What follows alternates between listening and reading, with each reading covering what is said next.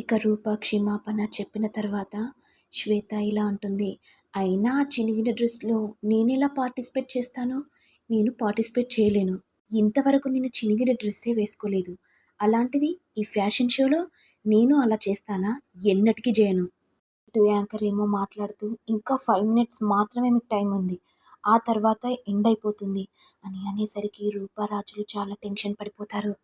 ఇక రూప ఆలోచిస్తూ నేను చేసిన డ్రెస్ డిజైనింగ్ నేనే వేసుకొని ఫ్యాషన్ షోలో పాల్గొంటాను అనుకుంటూ స్టేజి మీదకి వస్తుంది.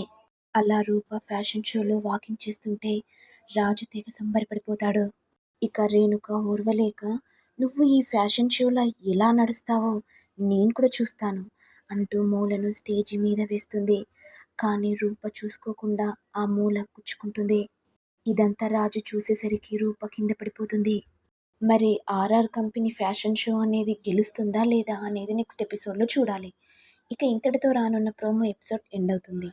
మరి మీకు వీడియో గనుక నచ్చినట్లయితే లైక్ చేయండి, షేర్ చేయండి, సబ్స్క్రైబ్ చేయండి. Thank you all.